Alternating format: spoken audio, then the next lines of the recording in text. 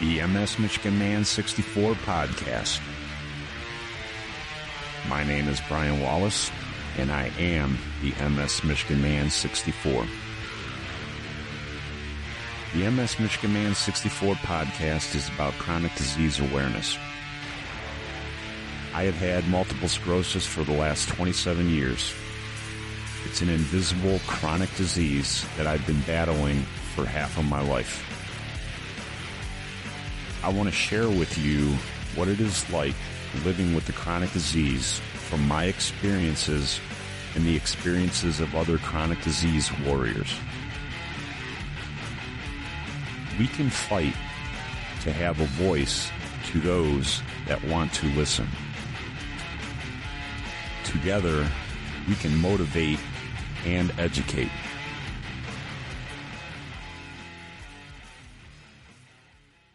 Hi, welcome to the MS Michigan Man 64 podcast. Today, I am sitting down with an MS warrior from the state of Florida. She was diagnosed with multiple sclerosis in the year 2000. She had symptoms a few years before that, but I would like to welcome to the podcast, Brooke. How are you doing today, Brooke? I am doing very well. And yourself? I'm doing okay today. It's an okay day. Not a great day, not a bad day, but an okay day. So, Brooke, same here. Yeah. So, Brooke, you were diagnosed in 2000 with multiple sclerosis. I know you had symptoms before that led up to your diagnosis. Can you kind of take us through your journey of being diagnosed with multiple sclerosis, what kind of symptoms you were having, and what sent the red flags up that something was not right and you needed to see a doctor? Yes. I was practicing down here in nursing, and I first started having symptoms. Well, I didn't know they were symptoms. I first thought I had a pinched nerve in my back. Mm-hmm. I went to go put on a pair of shorts, and I about fell over. And by the time I went in to go see a doctor, I started having some vision disturbances. Okay. And then I went in and I was working in the ER and as a nurse, and I went in and asked the ER doctor if he could take a look at me when we were having a so-called slow day in the ER, which you don't ever mention in the ER. Yeah, right. And so exactly. And so I jumped up on the table, and he started doing some tests on me, and he said I had a 7th cranial nerve defect. And I said, "What are you talking about?" He's like, "Well, I suggest you go in and see a neurologist." At that time, my heart just kind of slunk into my stomach, and I was like, okay. I'm like, okay, does not sound good at all. Right. So then by the time, like I said, by the time I got to go in to see the neurologist, I started having some vision disturbances. So I was like, my mom is also a nurse. And so I had talked to my mom. And then being originally in the field of radiology, because I transitioned from radiologic technologist into a nurse, I had my field background in radiology. And so I contacted a friend of mine who is a MRI tech. And so we squeezed myself in for an MRI, backdoored myself in. Yeah. So before seeing a neurologist, I got an MRI done. Mm-hmm. And one of my fields of study when I was an X-ray tech, I had to do a theology on multiple sclerosis when I was an X-ray tech. Okay. So I knew exactly what to look out for when I was doing scans for my MRI. Yeah. So as I was laying there on the table when the films were coming up, this was back in the day when they still did the films before everything was digital. This was back in the 90s. Right. So when my films were coming up, I saw the cotton balls in my MRI scan. So I immediately knew what I had before the doctors, before I even see the neurologist, before the MRI tech or anybody can even tell me. Yeah, just from your experience, you already knew what was going to be told to you. Exactly. So So how did, my go ahead. I'm sorry. Go ahead. That's fine. So my girlfriend that got me in the back door to have my MRI scan, she knew it as well. So we both went out and was like, okay, how are we going to approach this? I said, I don't even know what I'm going to tell my husband at the time because he was not supportive of being a husband. He was a very abusive husband. Mhm. And I already had my two kids, which were babies at the time. Yeah. And I didn't tell him for the longest time until I think I actually went to go see the neurologist. And then I ended up staying with him. Um, at that point, he was like, nobody's going to want you. You have MS, you have two Mm. babies, and convinced me at the time, that I was basically a waste of life. Oh God. That is And so on and that's so ridiculous. forward. So you're newly diagnosed and you got a husband that's Yes. not supportive at all, and you got two little kids. Right. That had to be such Babies. yeah, that had An to be 18-month-old and a 2.5-year-old. that had to be such a strain on you mentally going through this with no support, an abusive husband, None. and two kids. I can't even imagine what you were going through on that, Brooke. And all my family are up in Ohio. Yeah, because you I said have nobody down in Florida. so you're all by yourself with two little ones, and oh my gosh, Yes. wow. Did you end up leaving your husband early in your diagnosis? No, I stayed with him for 18 years because I was Oh, by myself. oh my gosh. And then once my family did come down here after my daughter was about, after she was about a little bit after 2 years old, my parents ended up moving down here. And then my husband and my parents got in a huge argument, which led up to a fight. My husband made me choose whether to stay with him or to choose my family. Mm-hmm. Wow. And being that I was married and I had two children, and, the Bible's, I was a very strong Christian, Right. which my husband was not. Yeah. I tried to get him to go to Christian counseling, which he did, which he lied to our pastor and to the Christian counselor and had everybody fold. Yeah. I ended up choosing my husband, and I did not have a relationship with my family for over 5 years. Oh, jeez. And that's the thing. It was And that's the thing. horrible. Yeah, it He absolutely. completely isolated me. And that's the thing that a lot of people don't understand, that, when we are in a relationship and we get that diagnosis of a chronic disease, there's almost like a fear factor in that diagnosis, that even though you are in an abusive relationship, whether it be physical or verbally, you're afraid to leave that because of that security of having somebody there, in case something happens with Right. this chronic disease. So I totally understand the mentality Absolutely. of staying with that. And mine was both. Mine was emotional, physical, mental. I mean, all the abuse above. I mean, Yeah. you name it, it was there. Yeah. How did you end up? And I hid it. Yeah. How did you end up finally breaking away from that and getting the strength to say, you know what, I am done? Because for some way that I was able to excuse away him cheating on me and the mental abuse and all the other type of abuse. But my parents had a yacht and my dad was on it and it exploded with him on it. Oh my And God. my husband looked at me and he said, well, if he is still alive, when I get back from playing golf, I'll take you to go see him. You got to be kidding me. And no, I'm not. I wish I was. Oh, And I knew when he said that when he was going to play golf, I knew that what he really meant was when he was done going to see his new flavor of the month, yeah. that he would be back and he would take me possibly to go see my father. Wow. And I looked at him, and his name is Ed. And I said, is that the last thing that you're going to tell me before you walk out this door?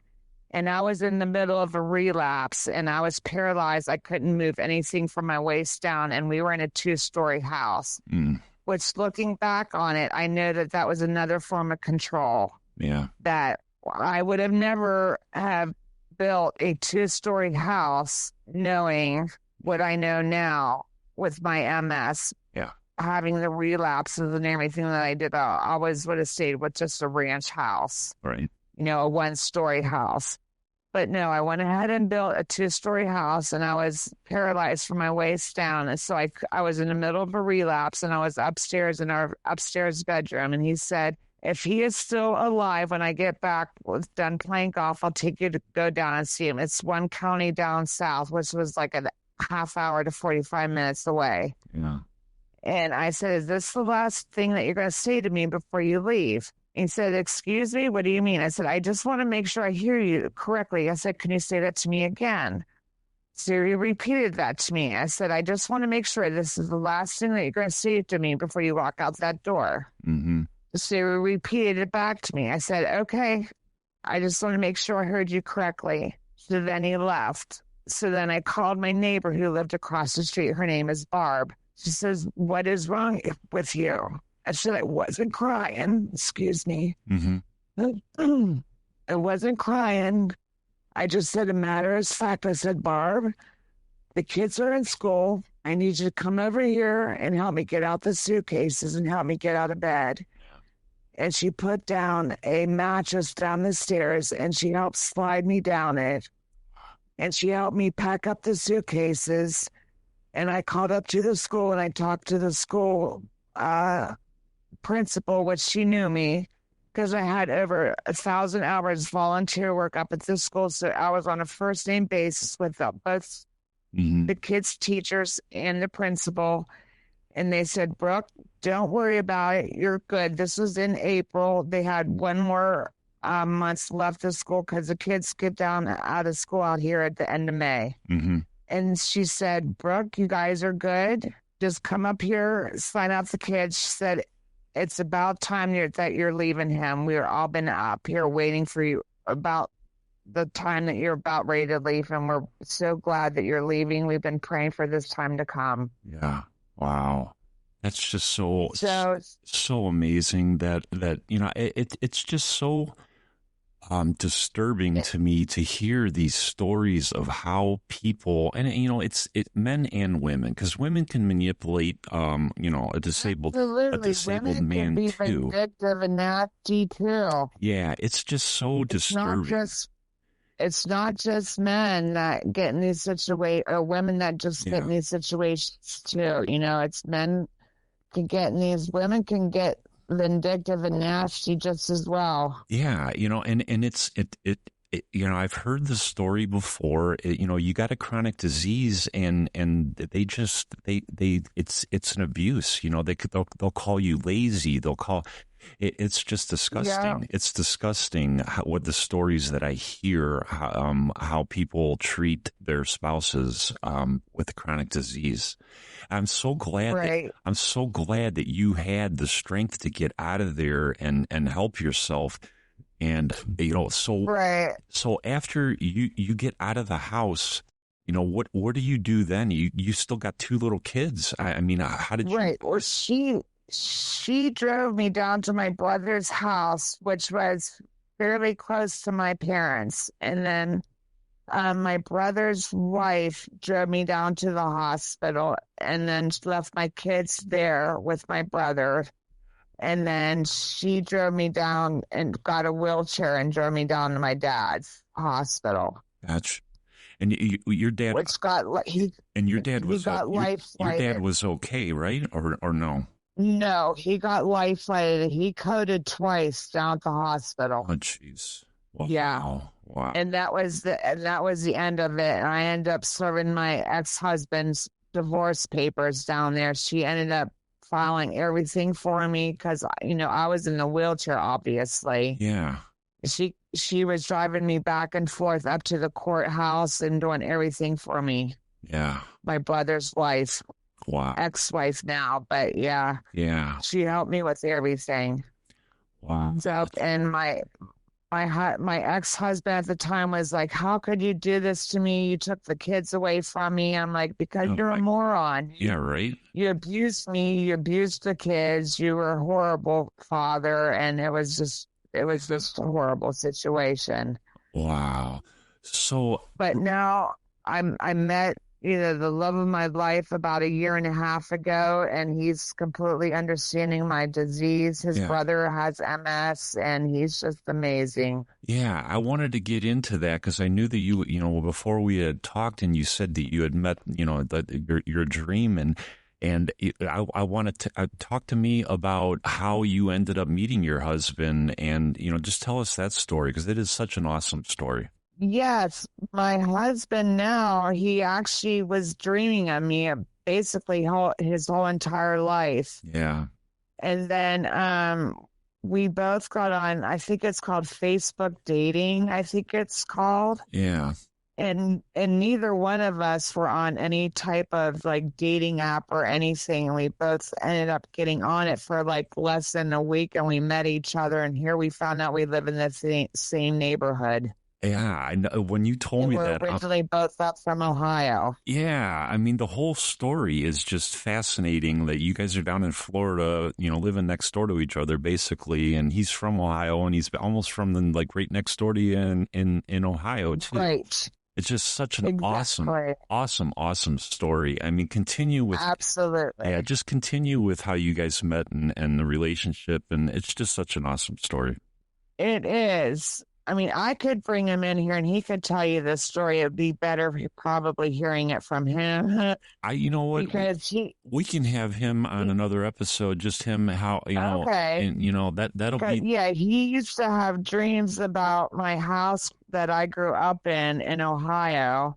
And even to the point that he had dreams that my neighbor's name was Sherry, which her name was Sherry. mm, And that the house that I grew up in was white and had red shutters, which it did. just so beautiful. It's just such a And beautiful. that I was a cheerleader and that my high school was Buckeye Southwest, which it was. Mm-hmm. And that he saw me cheering and that he didn't have enough nerve to come up and talk to me as a cheerleader because I was the tallest one on the cheering team.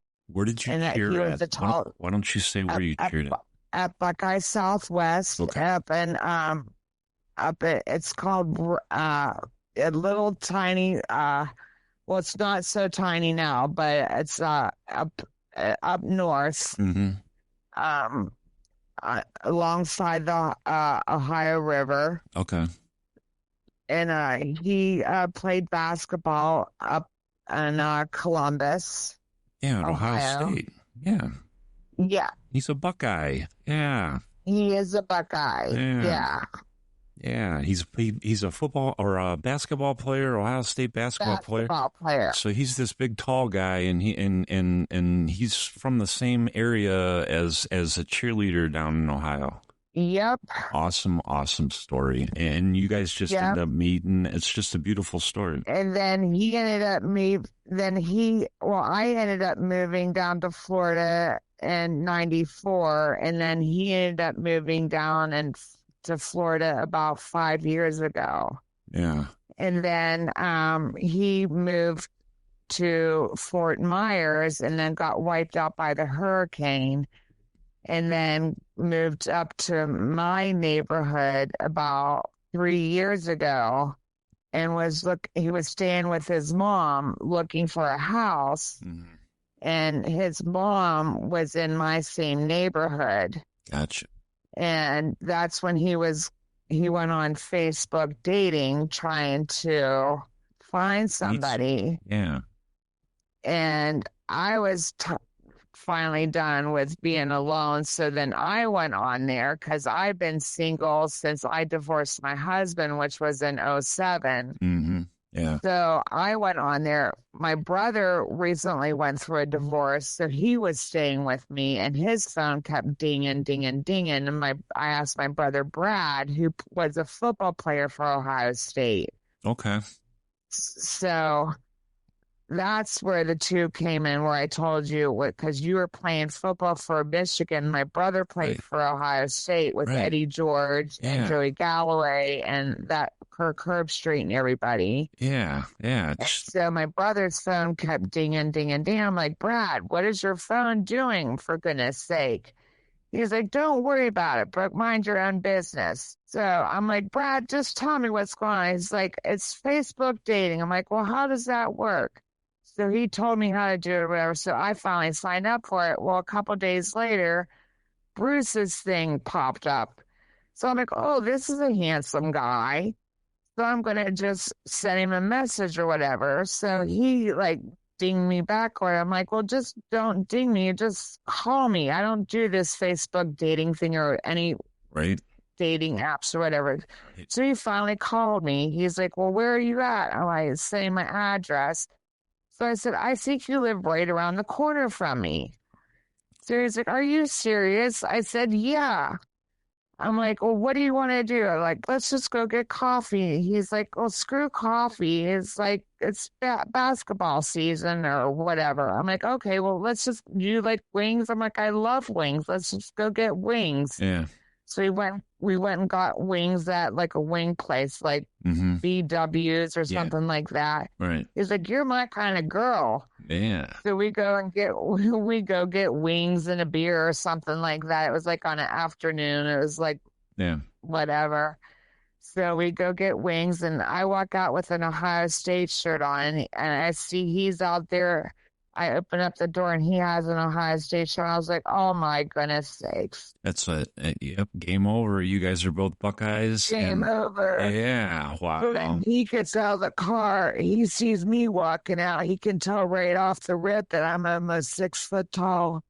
And then he gets out, and I see that he gets out. He's like 4 inches, 5 inches taller than I am. It's like almost love at first sight. Oh my gosh, that is just such an awesome story. He looks at me. He's like, "You're the girl from my dreams." I'm like, "What are you talking about?" Yeah. He's like, "I've dreamt of you almost my whole entire life." That's just so awesome. And then he told me this story. That's just such an awesome story, Brooke. I am so happy I know that you found each you other. Can't write it. You know, you can't write off a relationship. I know that when I went through my divorce, I thought I was done, you know, and I was Right. I was 45 years old. Who wants a guy with MS now and all that? But you know, there are people out there that do get it, and they do understand, and they do not care whether you have a chronic disease. They're going to love you for exactly. They're going to love you for the person that you are. I found a person, you found a person, so it is possible, and never give up on it. That's what I always tell people. Absolutely. Like I told Bruce, like the very first, because that's what I told my mom. That's what I asked my mom. I'm like, at what point do I say, because I'm a person, we're from Midwest, right? You and I both. Right. And we wear a heart on our sleeves. Right. And shoot straight from the hip. That's what I always tell people. I'm like, I wear my heart on my sleeve and I shoot straight from my hip. And I'm like, you take it or leave it. That's how I am. Yeah, that's how I am too. And I asked my mom, I'm like, when do I tell somebody that I have MS? And my mom's like, you just go with it. You feel comfortable when you tell them, you tell them. And so the first day that I met Bruce, I'm like, I know it's going to come out of my mouth. It's probably sooner than later. Yeah. So sure as crap, we're sitting there. I'm like, okay, this is what it is, Bruce. I have MS and I have epilepsy. You take it or leave it. I'm probably telling you way sooner than I should, but this is what it is. Yeah. If you want to take me out on a second date, this is what I've got. Right. I have MS and I have epilepsy. It's not curable. Yep. You're not going to get it. It's not contagious. Right. But this is what I've got. He's like, and? Yeah. And I love that. I love that, Brooke, and I can relate to that. I did the same thing with my wife when we first met. We met for a beer at a bar, and I approached it. That was the first thing out of my mouth. Hey, I just want to let you know Right. that I have MS. So if you're not going to accept that, there's the door right now. And my wife looked at me. Right. My wife looked at me and said, "So what?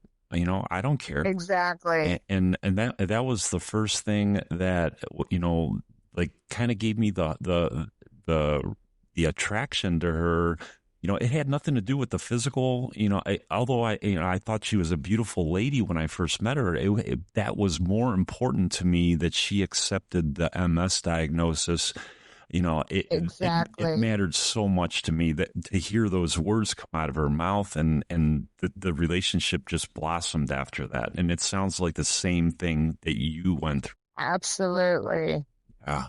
So, Yeah. 'Cause so he likes to travel and go on cruises and everything, but I just bring my scooter because I know I'm going to get worn out. yeah, right.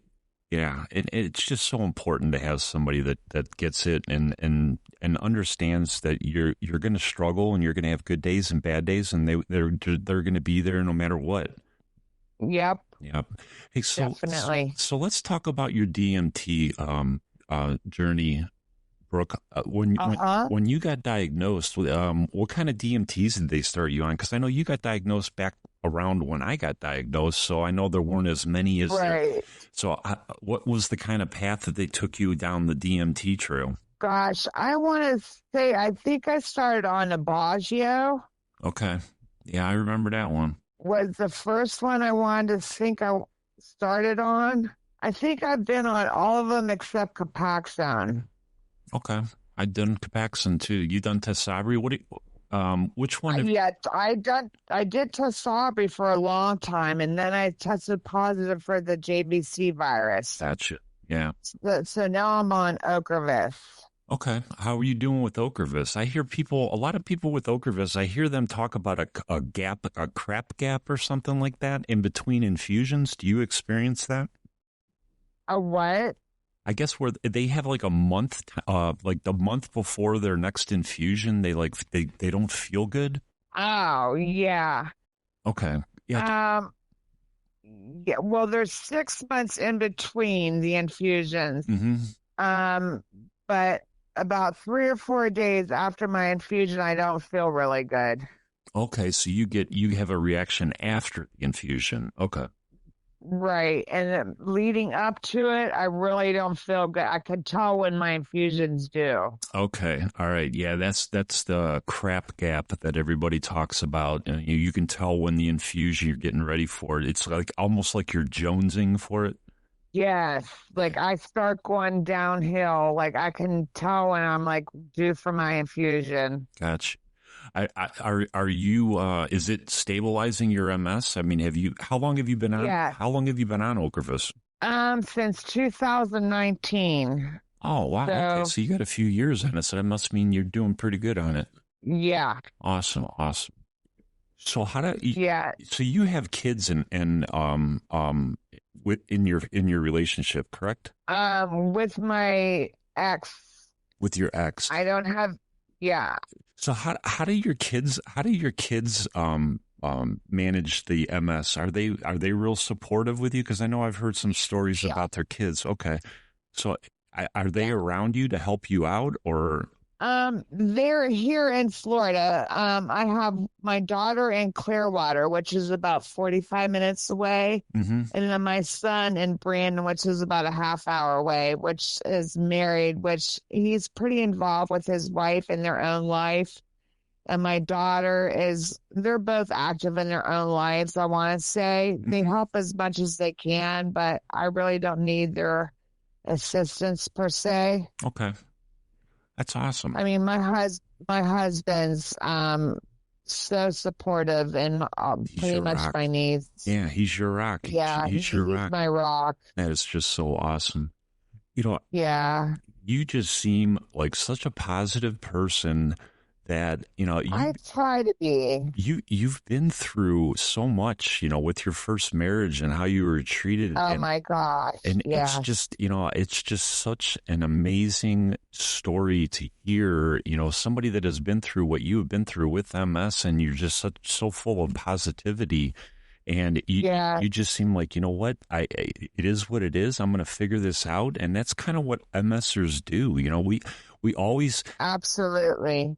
you know, I've found myself in so many, you know, situations where I don't know what the hell I'm going to do. You know, MS is just killing me. And, you know, we always just Well, figure it out. between that and the epilepsy, I have no choice. Right? Yeah, we don't have a choice, you know, because what are we going to do? We're just going to sit there and vegetate in our house and not live a life. I don't want to live like that, you know. No, MS can take things away from me, but I'm still going to enjoy life the best I possibly can, any way I can. exactly. Yeah. You know, Brooke, I have so much enjoyed talking to you. Is there anything else that you want to tell anybody that is in similar situations as you have been through with MS, you know, whether it be a relationship or, you know, your DMTs? Is there anything that you want to tell anybody before we start I wrapping mean, it up?